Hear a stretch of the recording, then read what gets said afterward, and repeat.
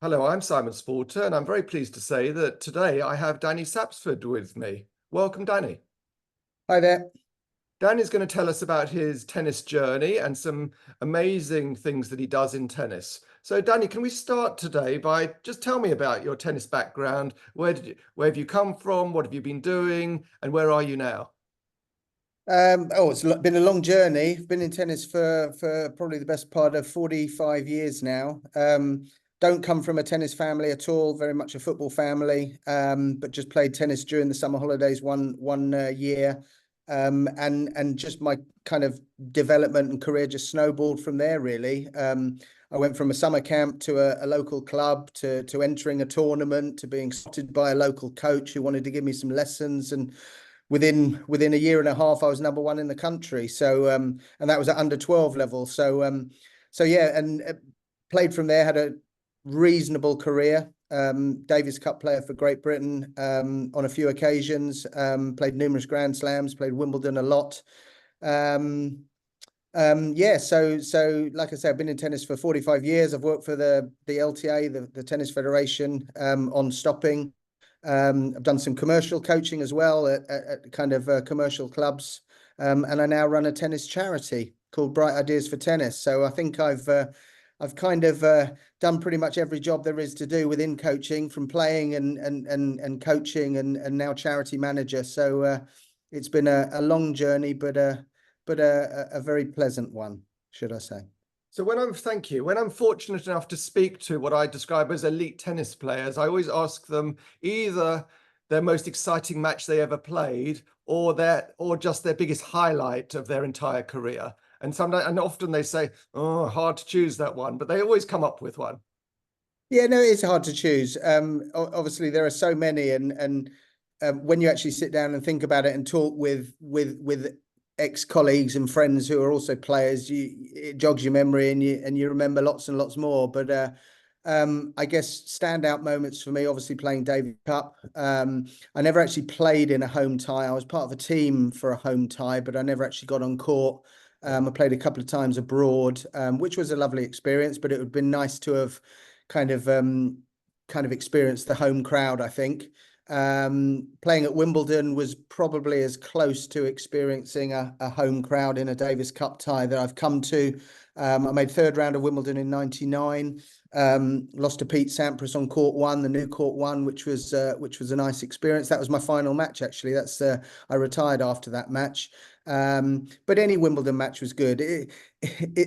Wimbledon's almost like a double-edged sword. If you're doing well, it's fantastic. If you're not doing great and you're playing badly, you just wish the ground would swallow you up. So you need quite thick skin at Wimbledon. But generally speaking, I've had some pretty nice experiences. Played a lot of the top players on some big courts. Like I say, I played Sampras on court one at Wimbledon. I played Edberg and Becker on centre court at Queen's. Played Chang on centre court at Queen's. And played a lot of the top guys, even Izovic, Kafelnikov, you name it. Henman, Ruzetsky when they were coming up. So no, it's been a long journey, but a good journey. Well, those were definitely some great names. So amazing and amazing to be able to play in a home crowd on a top court like number one court against Sampras. So Exactly. No, very special. And looking back, very, very fond memories. Even though my career was an absolute emotional roller coaster, as is everyone's, plenty of ups, lots and lots of downs. When I look back, I only remember the positives, which is nice. I think playing Becker on centre court was quite special, simply because he's just such an iconic player with an iconic serve, very, very unique serve. And I've seen it on TV so many times, and you see the silhouette of his service action, and it's instantly recognizable. yeah. And then when you're actually facing it, like, it's quite surreal when you're actually looking at it in the flesh, and it's that iconic service action. It's quite special. And you got it back. So that was the important. A few times. Not enough though, unfortunately. So we could talk about tennis all day because you've got so many good stories, I'm sure. But I'd like to know more about your Bright Ideas charity. So tell me about it. What does it do? Where did it come from? Was it your idea? Lots of questions. Yeah, no, lots of questions. Well, we're a relatively young charity. We've been running, I think we're in our 12th year now. And initially for the first eight or 9 years, it was just me by myself. And I was dishwasher, tea boy, manager, coach, deliverer, everything. So, but now we've got a small team, a fantastic team of people that are helping us, which is brilliant. Initially, it actually started from a conversation I had with a good friend of mine. I'd been doing some kind of commercial coaching at various clubs, and I've taken a couple of holidays away abroad. And one of my guests on the holiday actually came up to me and said, "Look, you are creating such a fantastic atmosphere here. You're inspiring everyone. You're re-enthusing the adults. This is a really good thing you're doing. Is there any way that we can almost like transplant this energy and this enthusiasm back to the UK and help grassroots tennis?" So it got me thinking a little bit. Had a conversation with a good friend of mine who I was trying to kind of pick his brain a little bit and see if he knew anyone that may well want to invest in an idea such as this. And unbeknown to me, he was a very wealthy hedge fund manager in the city. And by the end of our conversation, he'd kind of pledged to support it, and we were going to run it as a charity. So it really did come from nothing, just a very, very kind of innocuous pizza in Wimbledon. And I walked out of there being a charity manager with a remit to help tennis clubs. So we started off trying to help tennis clubs raise participation levels and improve facilities. We came up with the idea of delivering Davis Cup Open days at clubs. So he would fund me and another Davis Cup player or a Billie Jean King Cup player to go to a venue completely free of charge for that venue. We would deliver a series of master classes and play a little doubles exhibition. So the idea is that we would re-enthuse the adults and inspire the kids and help raise money for those clubs that we visited. We visited over the last 12 years now, I think we visited about 600 venues in the UK. So we've delivered a lot of open days to a lot of venues. We've raised probably close to £2 million for those venues. Wow. So it's a really good product. It does it does the job that we wanted it to do. And the money the clubs raise, we encourage them to spend it in a charitable way. So we encourage them to pay their coaches to deliver hours within their community where the community get the sessions for free. So we're giving people an opportunity to experience tennis, to take up tennis, and hopefully there's a pathway back from these community sessions, back into the clubs, back into the coaching programs, and hopefully ultimately that will benefit the clubs as well. So it's a good product, and like I say, it works. We've been doing it for a long while. I think more than anything over the last 12 years, we have built up some fantastic relationships with coaches and clubs. Obviously, when you're raising money for coaches and clubs, they're quite excited and they're pleased to welcome you. So for starters, they open their doors to us, which is fantastic. But now we're revisiting those clubs and encouraging them to host disability sessions on our behalf. They're more than willing to do that, because I think we have, like I say, developed great relationships. We've built nice bonds between coaches and clubs and committee members. Yes. And they're more than happy to continue to work with us now, which is great. And that's great. Do you go throughout, say, England, Scotland and Wales and beyond? We do, yeah. We do quite often. I pack my car on a Saturday morning and I drive to a venue, deliver an open day at that venue. We then stay overnight. We deliver another open day on the Sunday, and then we drive back on the Sunday afternoon. So most of my weekends now are spent on the road. I think the furthest I've been down to Penzance, which is about 10 miles from Land's End. We're going up to Prestwick next weekend. So we've delivered a few days in Scotland, but hoping to develop that a little bit more. And we've been into Wales as well, so North and South Wales. So no place is too far for us.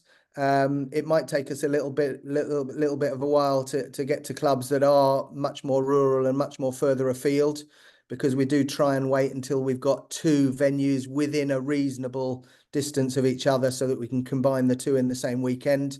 But I'll always keep a nice waiting list. So I've always got a list of clubs that are hoping that we'll kind of go and deliver with them. So whenever a partner arrives and we can deliver two in the weekend, I'll get in touch and we'll organise a day for them. So you're generally doing what, 30 or 40 a year, would you Yeah, say? pretty much. Yeah, obviously we aim to get maximum participation, so we tend not to do stuff during the winter. We tend to kick off around April time. Yes. We take a break through summer, so the last couple of weeks of July and 3 or 4 weeks within August we don't deliver, and then we start up again in August and deliver through till about the middle of October. So we tend to do about 30 to 35 a year. Yeah. We used to do 50, but that was when we had a few more indoor venues that we would like to visit as well. But we tend not to do much during the winter now. I think my charity year is almost split between 6 months of delivering on-court sessions and raising money for venues.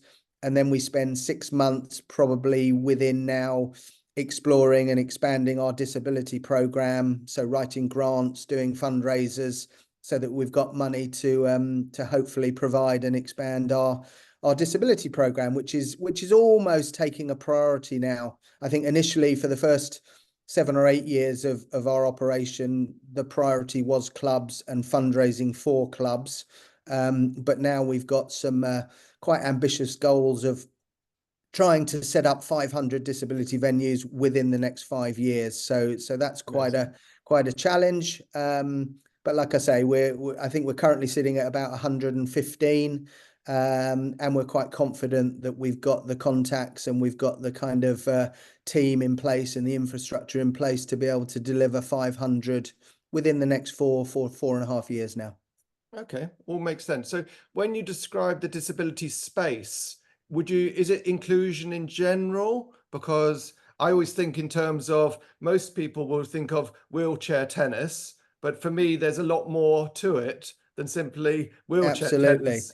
So when you talk about sight, you talk about hearing, it's a big space, and I think a Yeah. lot of people in tennis haven't really considered. No, And I know. I know Absolutely. LTA, we all kind of partner with the LTA one way or another, and obviously their open courts initiatives are great, but I'm not sure that everybody at club level understands quite what they could be doing.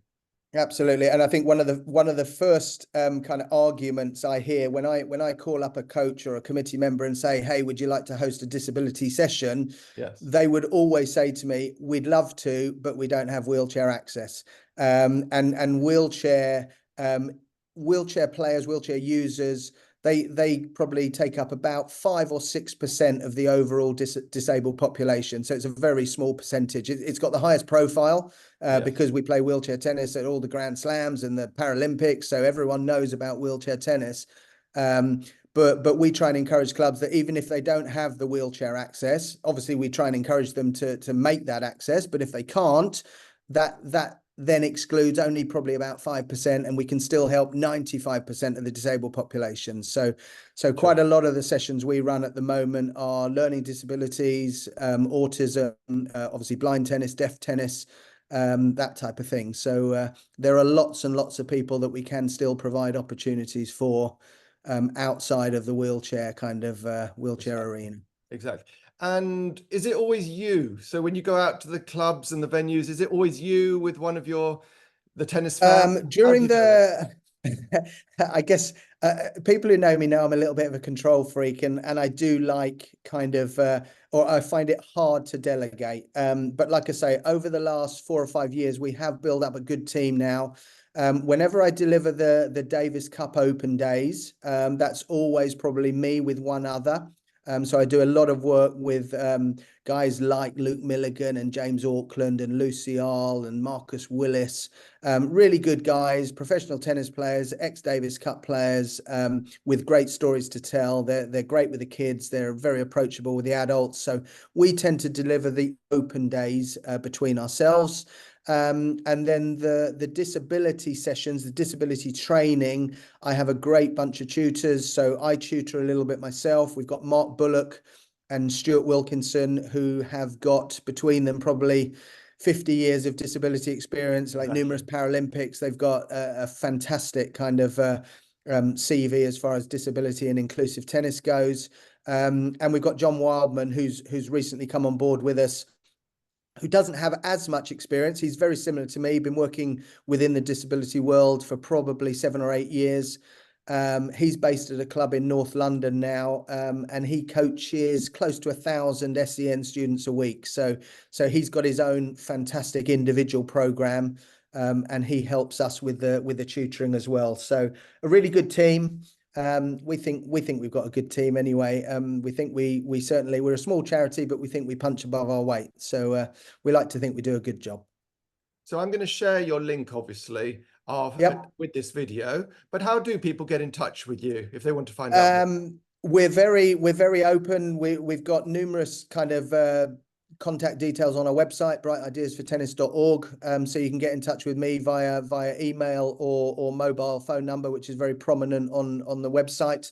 And pretty much I deal with everything personally. So if a club does want to get involved, we will have a conversation. There's no forms to fill out. We make it as easy as possible for clubs and coaches.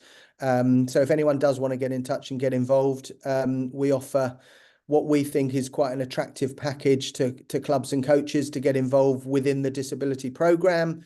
We provide training for coaches and club members. We provide a budget for equipment. We provide a grant for coach fees, and we provide a lot of ongoing support as far as mentoring and webinars and site visits. And we're always at the end of the phone. So we certainly support our venues very much, even though we ultimately put the responsibility of the delivery onto the club and to the club coach. We like to think we equip them very well with the training, with the equipment, that they're able to deliver those sessions confidently. Right. Sounds great. Sounds amazing. Hopefully you'll come back soon. Thank you very much for coming today. No problem. Pleasure. It's just very interesting and inspiring. Thank you very much. No, thanks very much. And